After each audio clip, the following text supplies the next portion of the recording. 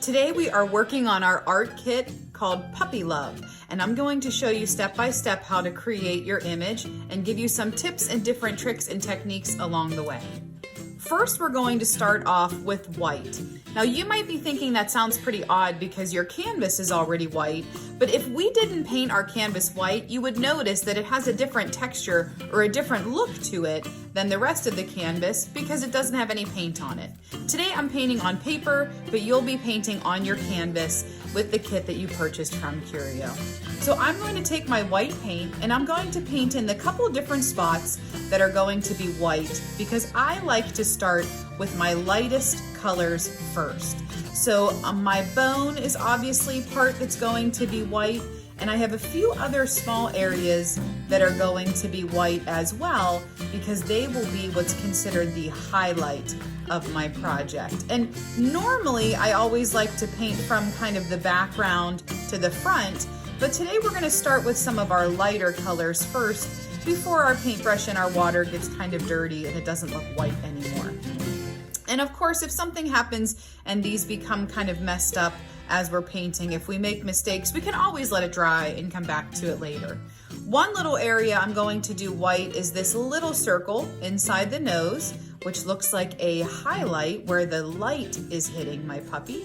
And then I'm also going to do these little teeny tiny circles at the very tops and middles of my eye, which is also a highlight, just like you have in your eyes. When someone looks at them, you have some nice little light areas that look really beautiful.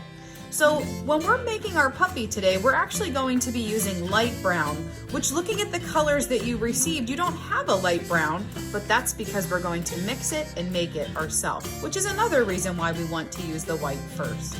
If at any point I'm going too fast for you, remember you can always pause, or if you're done with a spot and I'm not and you want to fast forward, that's always fine too. So what we're going to do with our palette is we're going to mix together our brown and our white. Now when you're mixing, it doesn't take a lot of your darker color to make things darker. So I'm going to start with moving some of my white out of my spot and kind of putting it either on your palette or kind of in the middle, because you don't want to mix it in your paint containers. Then you've kind of changed the color forever. And we still want to be able to use some of the white and some of the regular brown. So we're going to create our own light brown. So I'm moving some of this white either onto my palette or in the middle of it. And I'm going to add a little bit of brown because if this isn't dark enough, I can always add more. But it doesn't take a lot of dark color to make something darker. And I'm going to make my puppy light brown, and then these couple spots that I have are going to be darker brown. So I don't want it to be quite this light, I want it to be a little bit darker. So I'm going to add a little bit more brown in, but I don't want to make it the same exact color as my brown because I'm going to use that for some darker spots. When you're mixing and making a color, you want to make sure that you have enough paint to do the whole entire spot you're trying to paint in. Because mixing colors is hard, and it's hard to get the exact same thing many times. So you want to make sure that you're mixing enough light brown that you can use it for your entire puppy as you're painting. I'm pretty happy with this medium brown. Again, if I'm going too fast for you and you're not ready, feel free to pause it. And when you have the color that you want, then we can start painting. So I'm going to start to paint in my puppy's body. I'm going to do this kind of main section first. And one thing I always like to tell my artists is to outline your area first. So I'm going to hold my paintbrush up close to the bristles in my silver part, and I'm going to hold it just like I hold a paintbrush, and I am going to do something called outlining first. So I'm going to go everywhere that my light brown is going to be, and I'm going to paint around these spots and areas first, so that when I start to paint in the rest of my puppy, I don't have to worry about getting paint inside areas I don't want it to be in. And if you are a younger artist, a family member could always help you do this part first, and then you can paint in the rest. So now that I've outlined the body, I'm going to use my paint to do the rest of this, like the kind of fur color that I chose for my puppy. I'm gonna make sure that I'm smoothing out big globs because we don't want big, huge, giant globs that look like this on our painting. We want that to be nice and smooth. Just a little bit of paint on there will do. Those big areas can sometimes crack if we have too much paint. And now that I'm done with this part, I'm gonna start to do the head and my ears. But I don't wanna have to put my hand over top of wet paint, so I'm going to flip around my canvas or my paper, which sometimes people don't realize you can do. And I'm going to do the same thing I did before, where I'm holding my paintbrush really nicely up in the silver part. And I'm going to outline first to make sure that I don't paint not just outside of the lines, because it's okay. We don't want things to always have to be perfect. It's okay that your things aren't perfect. That's not what we're going for, but we're trying to kind of help so that you can put the paint where you want it to go. So if you do this first, or if you ask an adult to help you, then it'll be easier for you to keep your paint where you want it to be and to use the colors where you want them to be.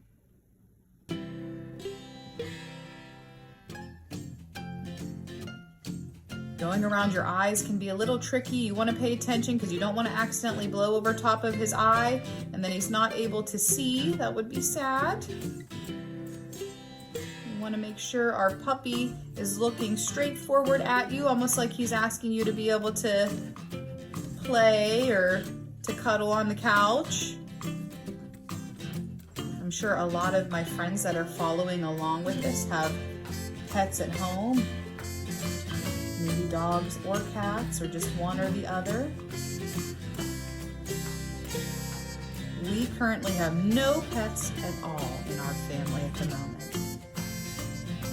This one ear has a spot on it, so I'm going to make sure I trace around that first. I'm going to trace up around the top of my ear, and then I'll be done with my light brown. So hopefully you made enough to be able to do all of your puppy's fur light brown without having to mix it again, because it can be really difficult to mix the same color over and over again.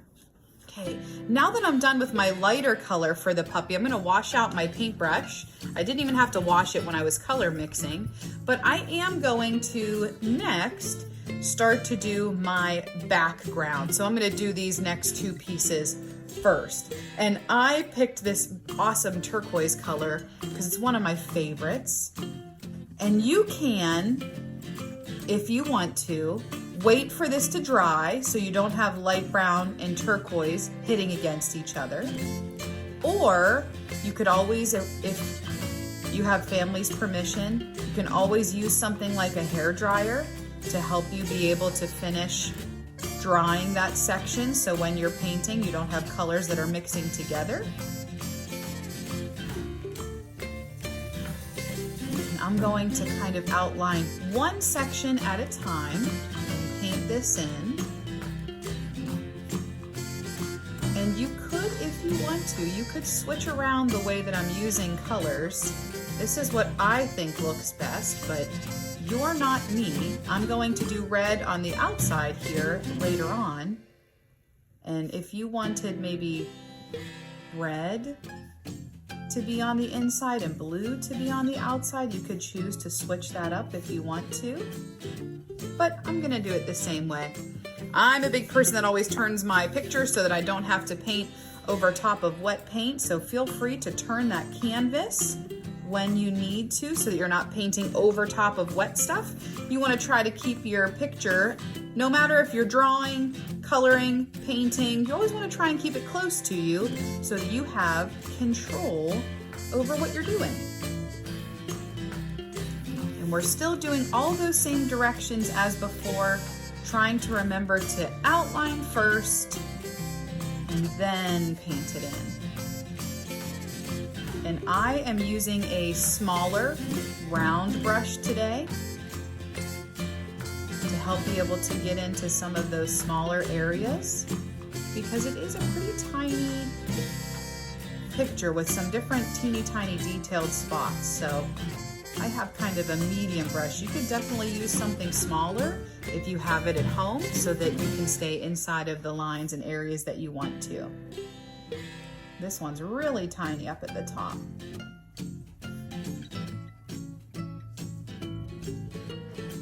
Great, and once I'm done with that, remember you're gonna wash out your brush again. Make sure you dry it. Drying your brush helps so that you don't have extra water on your canvas and everything starts to kind of smear together and gets really murky.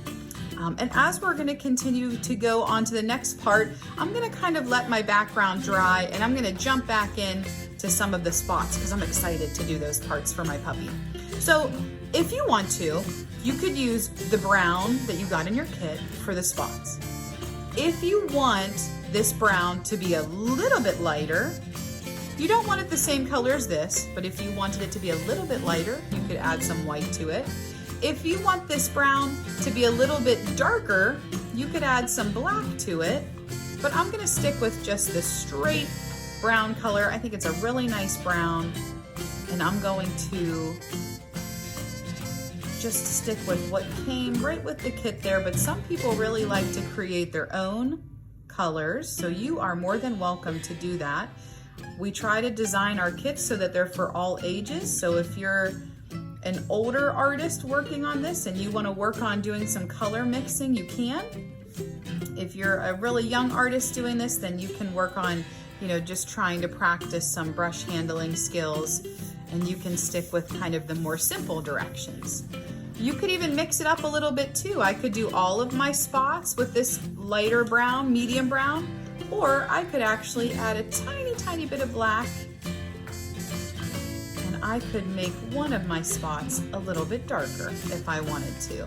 So I have maybe one spot that's lighter brown and one spot that's a little bit darker, which I'm sure might possibly happen in real life too.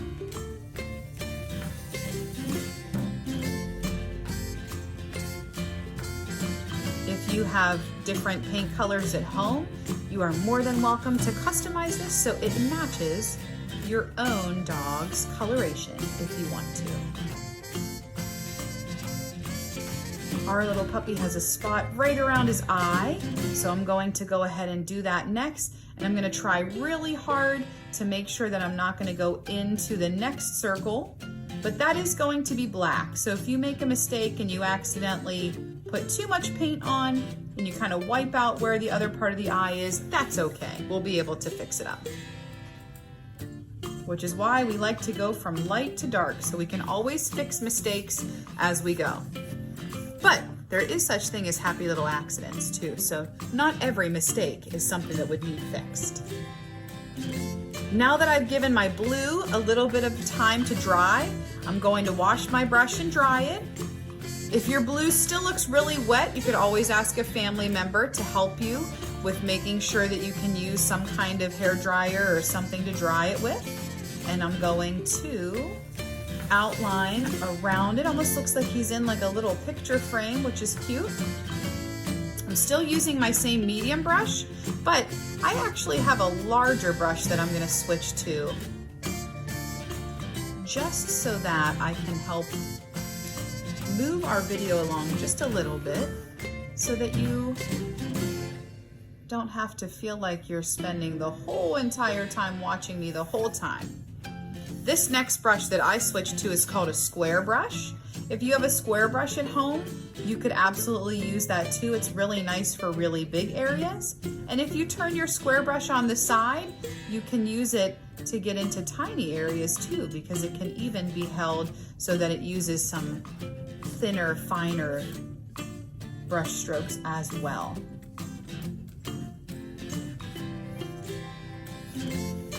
And when you're painting your canvas at home, be sure that this color that's going down as kind of the outside of our border wraps around your canvas. So when you're painting, make sure you're painting the area that goes on the sides and on the top, because if you paint all the way around your canvas, then once you're done, it is totally ready to hang up. You don't have to worry about putting it in any kind of frame. You just need to think about what part of your house you're gonna awesome and proudly display it in.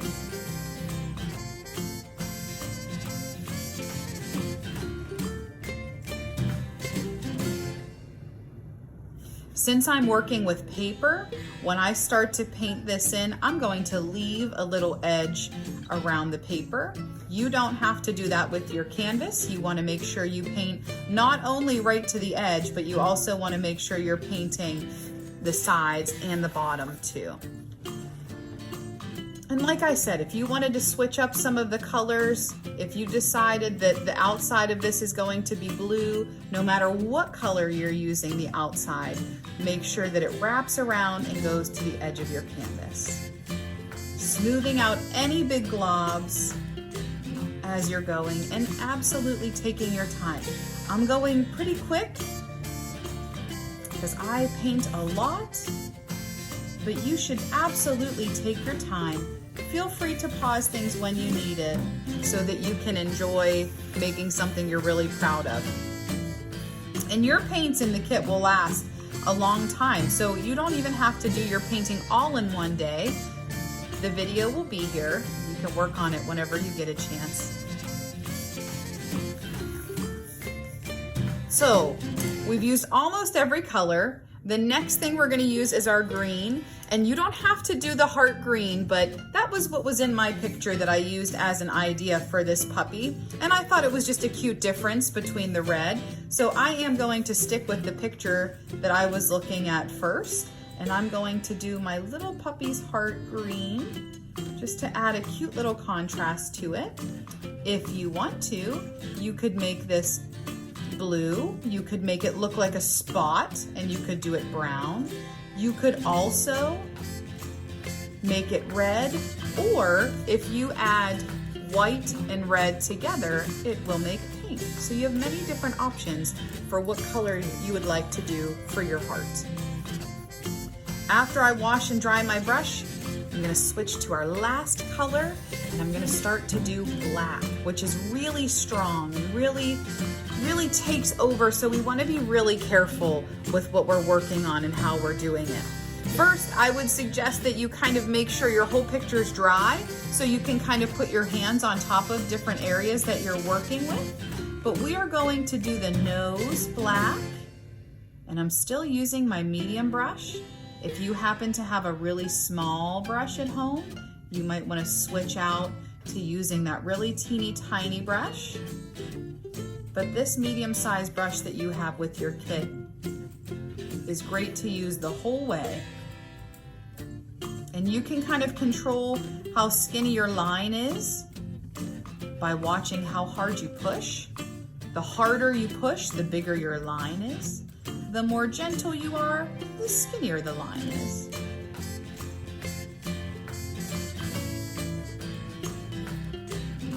These little round parts for the eyes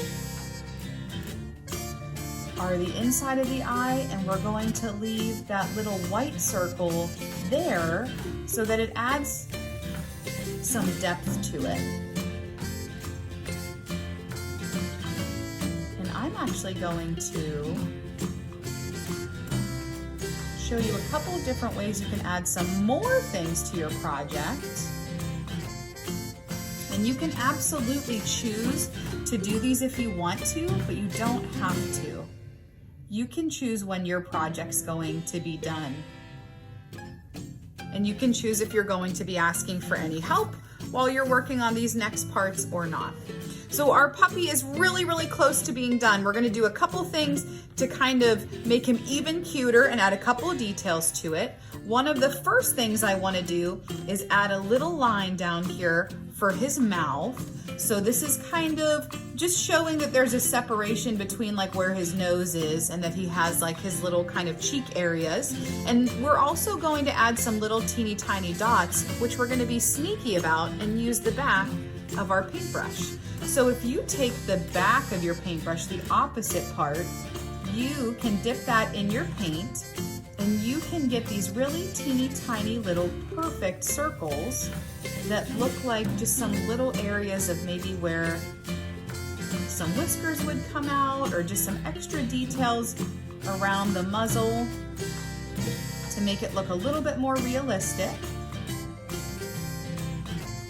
So we're using this back of our paintbrush for this, and you could always use like a toothpick or a pencil if you want it to be smaller. If you use something like a Q-tip, it would be really big, so be careful that you're not making it too big. And I can just wipe off that extra black from my brush with a paper towel. And your picture could be absolutely done, or you could continue doing some more things with it. If you want to, you could do something where you give your little puppy some eyebrows and make it look like it's maybe, you know, like giving you a question like, hey, do you wanna give me a bone? Do you wanna go play? Can I go for a walk? So we can give our puppy some little eyebrows that makes him look like he's asking a question if you want to. If my daughters were doing this kit, they would figure out a way to add some eyelashes onto the puppy to make it look a little bit more girly and add that cuteness to it, which you can definitely do. You could make your little heart look like it was stitched on if you wanted to by adding some of these little lines in here to make it look like there was some sewing around it, kind of taking it from the idea that maybe this little heart patch is sewn on and this is a cute little stuffed animal.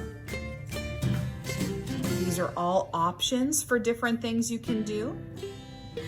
And you could even wait if you want to until your project is totally dry. And you could do some of these things with a black Sharpie if you want to later on. I love how things looked when they're outlined. So for me, I'm going to take the extra time to go really nice and slow, and I'm going to use a little paintbrush that I have to trace around my pencil lines for my puppy picture. So I'm going to, everywhere that there's kind of a change of color, I'm going to trace around this with black so that you can see it really well and it stands out. And this is something that can be a little tricky for younger artists, which an adult can definitely do it. Or, like I said, if your picture is really dry, maybe you even come back to it the next day, you could always do something like this with a Sharpie, which is nice because it's a little easier to be steady. Sometimes Sharpies like to dry out, even though your picture's dry, because when it draws on paint, it can be a little tricky for your Sharpie sometime.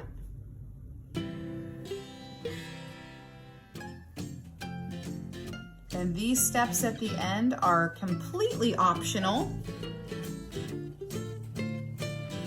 And like we always talk about in our classes and at our studio, we are not the same, so if there's things that you want to add, you absolutely can. Maybe in the background back here, you loved how we made dots and you want to add white polka dots in the background. Or maybe you have a dog that looks really similar to this and you want to help and write its name on the bottom so that people look at your picture and they know exactly who it's supposed to be. Or maybe you got this kit and you're gonna paint the picture and give it as a gift, and you're putting someone else's dog's name down there. You can absolutely do that.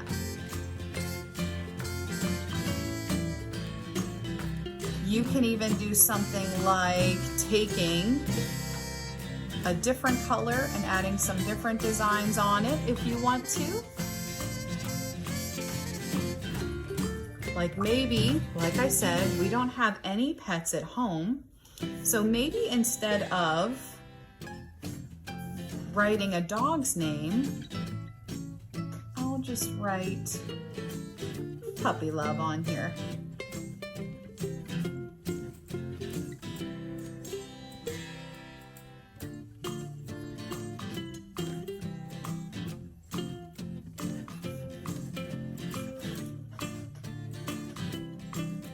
Instead of an O, I'm gonna do a little heart to kind of mimic my heart up there.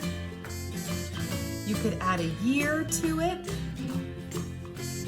so that you can remember maybe a special occasion in which you got a puppy. You can really make it your own. You could add lots of different things that you think will make it fun. This is your picture and you need to be happy with it and love the things that you decided to add with it. So anything you think your picture needs, you can absolutely go for it and add it. careful, there is an old saying that less is best. So you might want to be careful that you don't add too many things, but there are so many creative ways that you can make your picture different than what mine looks like. I'm giving you the basics so that you can kind of follow it the best way that you want to. And of course, you can always add your own things from there, and you can be very creative with it.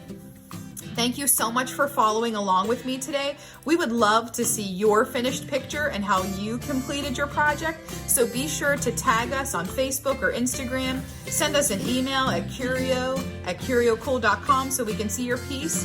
And we look forward to having more kits, more classes, and more art making with you.